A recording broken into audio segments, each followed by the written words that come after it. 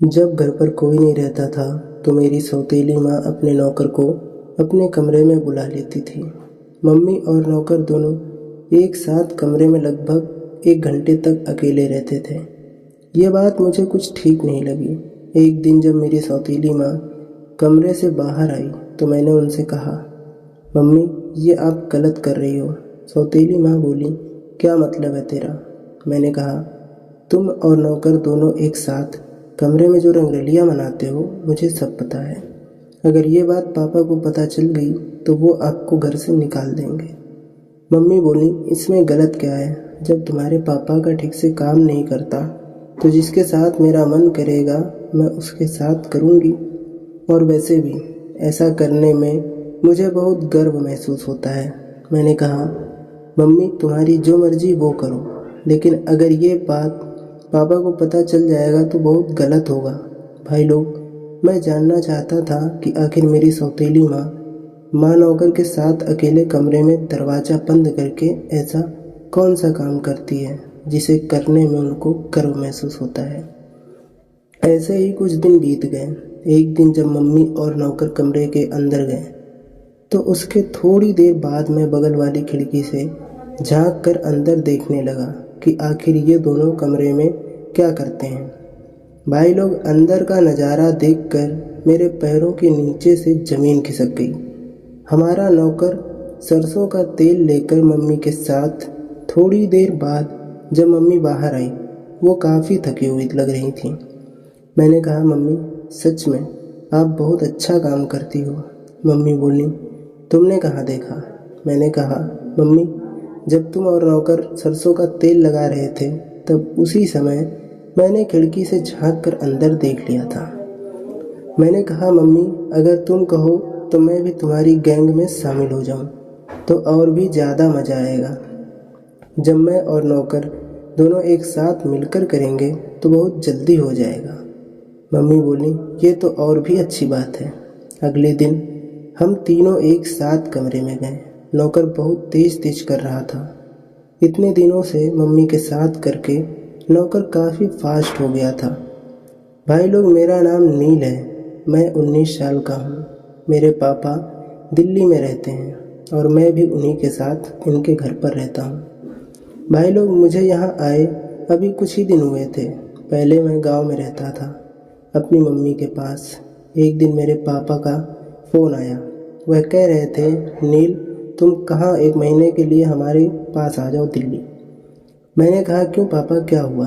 पापा ने कहा, मेरी पोस्टिंग दूसरे शहर में हो गई है, अब हमें जाना पड़ेगा और मेरे जाने के बाद तुम्हारी सौतेली माँ घर पर अकेली पड़ जाएगी। मैंने कहा, ठीक है पापा, मैं कल सुबह आ जाऊँगा।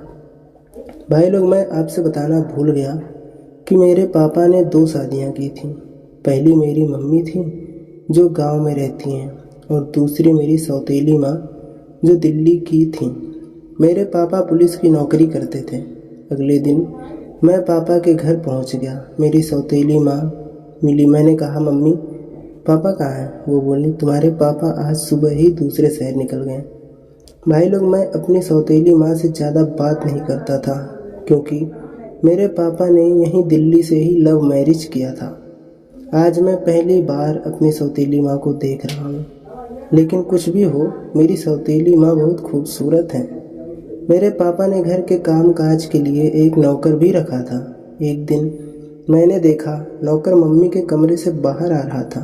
मैंने सोचा, पापा ने नौकर को सर पे चढ़ा रखा है, किसी भी कमरे में आता जाता है। उसके थोड़ी देर बाद ही मेरी सौतेली माँ भी उसी के पीछे पीछे बाहर आई। ये देखकर मैं शौक रह गया।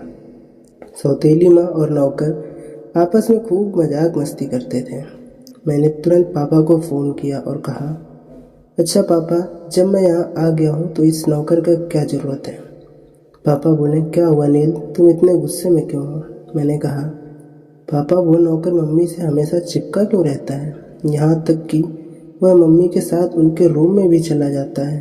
पापा ने कहा, वो तुम्हारी मम्मी के मायके में रहता था। जब मैं तुम्हारी मम्मी से शादी करके यहाँ ला रहा था तो वह भी हमारे साथ आ गया था। वो सीधा आदमी है, तुम टेंशन मत लो। मैंने कहा, ठीक है पापा, और फ़ोन रख दिया। एक दिन मम्मी मुझसे बोली, नील, नौकर मार्केट जा रहा है, तुम भी उसी के साथ चले जाओ, थोड़ा सामान लाना है। मैं भी नौकर के साथ चला गया। उसने 10 किलो गाजर और 10 किलो आम लिया। फिर हम वापस घर आ गए। मैंने मम्मी से कहा, मम्मी, इतनी सारी गाजर और इतना सारा आम क्या होगा? मम्मी बोली, अभी नहीं, समय आने पर तुम्हें पता चल जाएगा। अब मैं भी अपनी सौतेली माँ के आगे पीछे घूमने लगा। मुझे धीरे धीरे यहाँ 1-2 महीने होने वाले थे। मैं सुबह सोकर उठा। मैंने देखा नौकर और मेरी सौतेली माँ दोनों आपस में कुछ बातें कर रहे थे। मैं दीवार के पीछे से छुपकर उनकी बातें सुनने लगा। नौकर बोल रहा था, मैडम, इस बार सरसों का तेल थोड़ा ज़्यादा इस्तेमाल करेंगे, तब और भी अच्छा लगेगा। वो बड़ी अजीब सी बातें कर रहा था। अब मुझे अपनी सौतेली माँ के ऊपर शक होने लगा कि कहीं सौतेली माँ इस नौकर के साथ कुछ गलत तो नहीं कर रही है। फिर एक दिन मम्मी ने मुझे बाजार से कुछ सामान लाने को भेज दिया।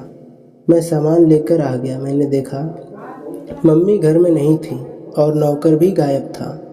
जब मैं उन्हें खोजते हुए पीछे वाले कमरे के पास पहुंचा, मैंने खिड़की से झांक कर अंदर देखा तो मम्मी और नौकर कमरे के अंदर थे। वो दोनों ढेर सारा आम और गाजर काट रहे थे। मम्मी दरवाज़ा खोली, मैं अंदर गया। मैंने कहा, मम्मी, ये क्या कर रही हो? मम्मी बोली, हम लोग आम और गाजर का अचार बनाते हैं और ये नौकर उसे बाज़ार में बेच कर मुझे पैसे ला कर देता है। मैंने कहा, वाह मम्मी, ये तो बहुत सही दिमाग लगाया आपने। अगर मैं भी आप दोनों के साथ मिलकर करूं तो और जल्दी काम होगा। फिर मैं भी अपनी सौतेली माँ के साथ मिलकर उनकी हेल्प करने लगा।